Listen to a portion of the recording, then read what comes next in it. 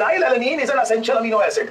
ये अगर बॉडी में जाएगा तो खाली डाइट से जाएगा, कुछ नहीं करना है बेटे। The parents must be advised कि जब तक ये बच्चा बड़ा नहीं होता, जब तक इसका मेंटल डेवलपमेंट कंप्लीट नहीं हो जाता, he should be given a diet which is restricted in phenyl alanine. ऐसी डाइट दीजिए क्योंकि फिनाइल एलेनिन केवल डाइट से आएगा। It is an essential amino acid. Tyrosine नहीं है, इसको डाइट में दे दीजिए बेटे। Now this should be very very simple. ये कब तक देना है बेटे? जब तक मेंटल डेवलपमेंट ना हो जाए। तो अर्ली एडल्टहुड तक मैंने आपसे क्या कहा बेटे कि आप क्या करिए, आप ये क्या करिए बेटे, ये काम कर सकते हैं। एसेंशियल अमीनो एसिड है, इसको डाइट में रिस्ट्रिक्ट कर दीजिए। So question number 1 is clearly answered. So बहुत बढ़िया कर रहे हैं गौरव, बहुत बढ़िया बेटे, बहुत बढ़िया। दूसरा क्वेश्चन और समझिए बेटे। सो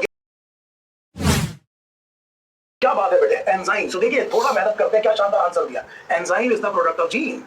क्यों क्यों क्योंकि क्यों ये तो तय है बेटे, एंजाइम नहीं है। और इनहेरिट क्या होता है बेटे? जीन। इसका मतलब जीन क्या बनाती है बेटे? Enzyme. One gene one enzyme hypothesis. One gene one enzyme hypothesis. Gene से प्रोटीन बनता है बेटे, ये इस चीज से गैरेट ने बताया। सो बाद में बीडल और टेटन ने 150 साल बाद गैरेट के ये कहा। So this is absolutely great answer, बहुत शानदार। एक चीज देखिए, मैं इसीलिए आपसे कह रहा था, एक तरफ एंजाइम नहीं है, दूसरा इनहेरिट हो रहा है। इनहेरिट क्या होता है बेटे? जीन। इसका मतलब जीन क्या बनाती है बेटे? Enzyme. And this was one gene one enzyme hypothesis. यहां से हमने सिस्ट्रॉन वाली बात करनी शुरू करी। जीन जो पॉलीपेप्टाइड बनाता है, फंक्शनल जीन किसे कहा जाता है? I hope this is now absolutely clear. मुझे उम्मीद है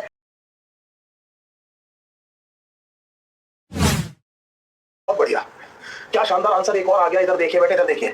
हम ये कह रहे हैं कि ये जो अलील है, कोई भी अलील जो डिलीटीरियस अलील है, ये म्यूटेंट है। ये म्यूटेंट है, इसका मतलब ये बनी किससे है बेटे? म्यूटेशन से। और ये म्यूटेशन बेटे they are recurring in nature, they are recurring in nature. Spontaneous mutation होती रहती है बेटे। और इसीलिए आप बिल्कुल ठीक जगह पहुंच रहे थे। इंडस्ट्रियल मेलेनिज्म में भी कोई भी विस्टन मेटुलेरिया या पेपर्ड मॉथ की वैरायटी बिल्कुल गायब नहीं हो गई थी, ये याद रखिए, क्योंकि कोई भी म्यूटेंट पूरी तरह से वाइप आउट नहीं होता है। सो प्लीज रिमेंबर कि ये अलील तो बनती ही रहेगी बेटे। सो कहने का मतलब ये है कि मान लीजिए किसी जीन पर ए बी सी डी लिखा है और सी की जगह बेटे मान लीजिए बी आ जाता है, तो डिलीटीरियस अलील बन जाती है, ए बी बी डी बन जाता है। तो ये तो बार बार होगा बच्चे।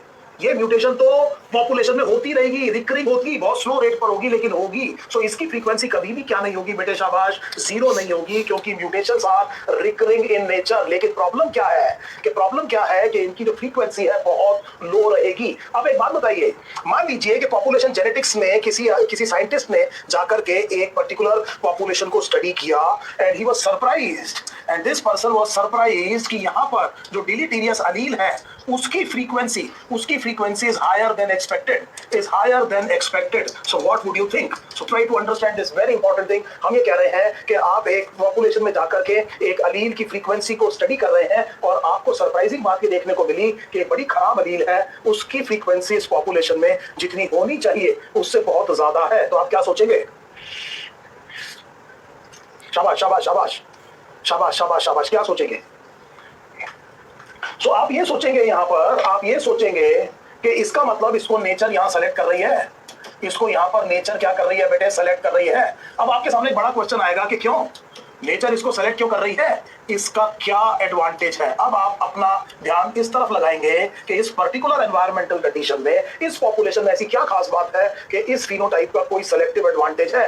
नेचर इस खराब अलील को सेलेक्ट क्यों कर रही है, इसकी फ्रीक्वेंसी थोड़ी ज्यादा क्यों है, होनी नहीं चाहिए थी। फिर आपके दिमाग में आएगा कि हो सकता है इस पर्टिकुलर एनवायरमेंट में इस अलील का कोई सेलेक्टिव एडवांटेज हो, कोई फिटनेस प्रोवाइड करती हो, और इसलिए इसकी फ्रीक्वेंसी क्या है बेटे? ज्यादा है। क्या ये बात सही है? बोलिए बेटे, agreed? Do you agree with me?